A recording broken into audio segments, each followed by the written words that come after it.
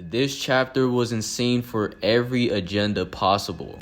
We've got Admiral downplayers saying Kizaru can't damage Luffy and that Akainu has low battle IQ. And then we have base Admiral enthusiasts acknowledging how potent Akainu's AP is. Well, in today's video, let's talk about your opinions on the chapter. What's up guys, Versus Gambler here, and in today's video, we'll be going over your comments on chapter 1092 of the One Piece manga.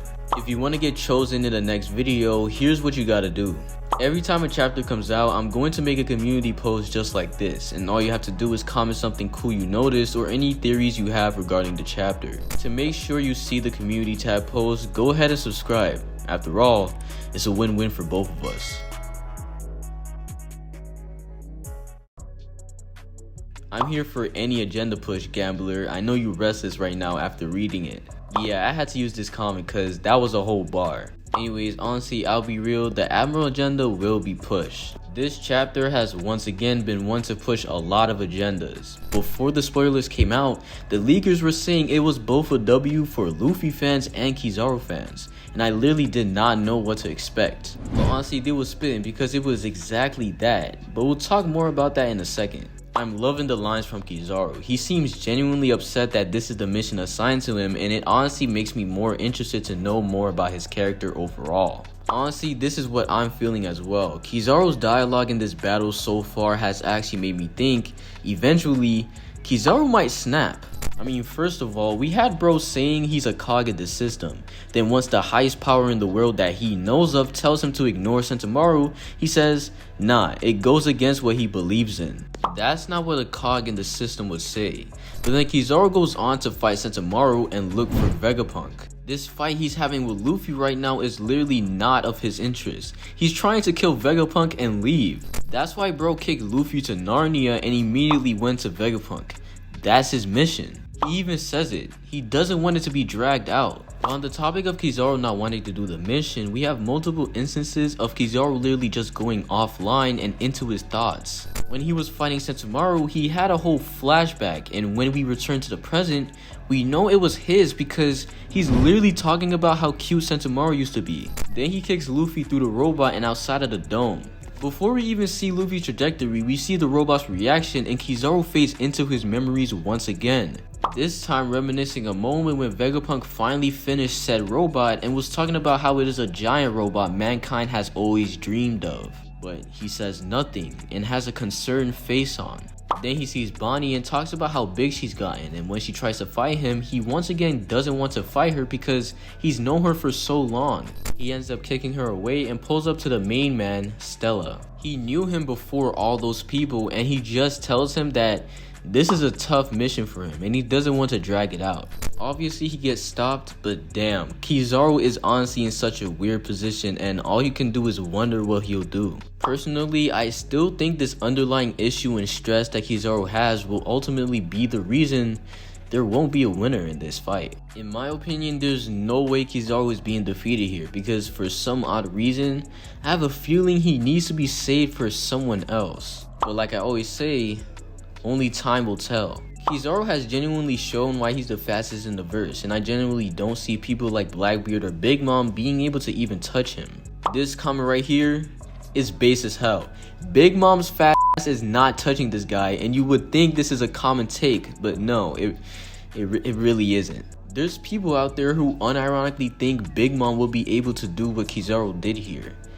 Even though this is a snake man comparable to the one on Wano that was tagging Hybrid Kaido multiple times and forced him to use Future Sight. It's literally ridiculous how much Yonko fans will cope with such bullshit in order to keep their status at the top. But I'll say it here, just cause you're the fastest doesn't mean you can beat everyone. I personally think Blackbeard would violate Kizaru. Not violate, he won't go under Extreme Diff, but he'd beat him. That's just because of his hacks and the way he's been portrayed.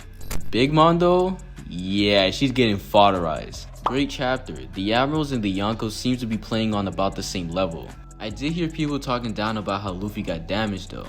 Now considering that this is unlikely to have been caused by Kizaru but by the multiple passing through Egghead's supposedly impenetrable protection barrier.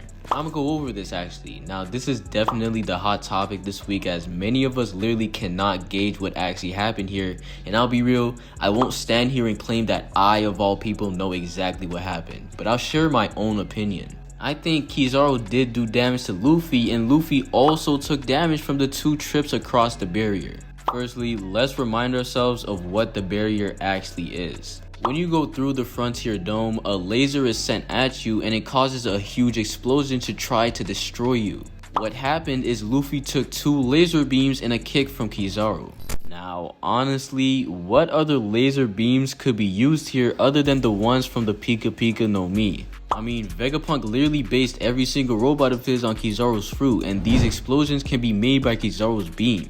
I mean, we literally just saw it happen. So either way, this is still Kizaru gas. But even if you don't want to accept the fact that these are most likely beams coming from a replica of Kizaru's, the fact that Bonnie just got thrown outside as well really can tell us something. So me, as the restless gambler, I will take the gamble here. If Bonnie survives this explosion without dying or being anywhere close to it, I will slander you guys to no end. But if she actually does suffer insane casualties to the point where she's out of commission, I'll apologize in the chapter that comes out. Deal? Peak chapter. Papazuki finally got off of his chair and bro didn't forget Thanos' advice. He's always going for the headshot no matter the opponent. Kizaru easily dealing with Gear Force Snake Man while doing his top tier troll talk was great too. Admiral Deniers on damage control already. You know I had to put a space for Drip Jambe. This guy is too iconic. But let's go over what he said. Yeah, we gotta talk about Akainu real quick. Akainu's AP keeps showing and people still aren't understanding how dangerous he actually is. In case you forgot or didn't know, it was stated that Akainu's Devil Fruit has the highest AP out of all Devil Fruits. That means a full power Magma Punch is stronger than a Blast Breath or a Flaming Bagua if you count that as part of his Devil Fruit, which it probably is. It's also stronger than anything notable Big Mom has put out because she's so Devil Fruit oriented, and it's stronger than even a punch from Whitebeard. Or if you want to downplay the Admiral so much that you don't take this statement seriously, it's at least relative to the other attacks that I mentioned. And with that, you get Akainu literally taking at least a body part from anyone he punches. He punches Ace, he's finished. He punched Whitebeard, he's finished. He attacked this random Marine, he's finished. He punches Kuma and he loses half his face and a leg.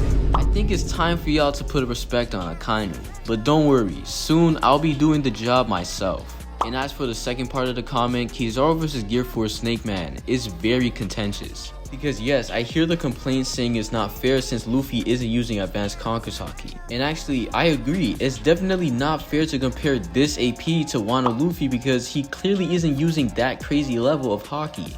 I've seen people use this little skirmish as a means to put Kizaru over Kaido, which is just very disingenuous in my opinion. All that this proves is that Kizaru is faster, which, assuming we all have decent level of IQ, this was always the case. But not that Kizaru would beat Kaido, hell no, let's be real here. Can light accelerate?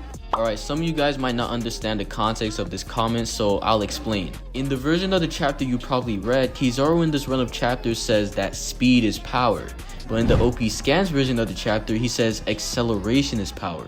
I wanted to include this into my video because this just shows that clearly characters in One Piece just aren't capped at speed of light. Now honestly, I really don't care about cross-verse scaling because I genuinely think that's the most stupid version of power scaling.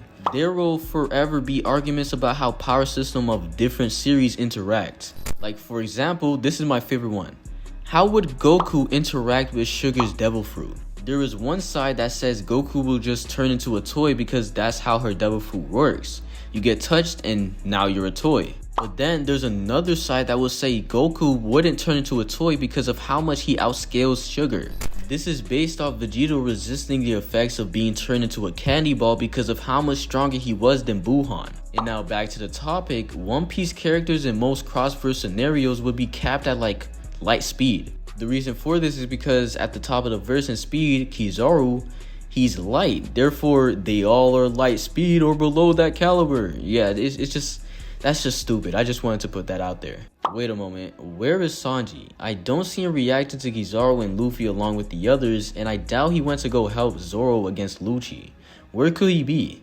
This was a good ass question because I genuinely forgot where bro was. In the last chapter, we found out that Lucci was plotting against everyone and he actually attempted to assassinate Vegapunk, but failed as Stussy got into his way. After the attempt, Sanji trapped Kaku in a bubble and Zoro went to go fight Lucci outside.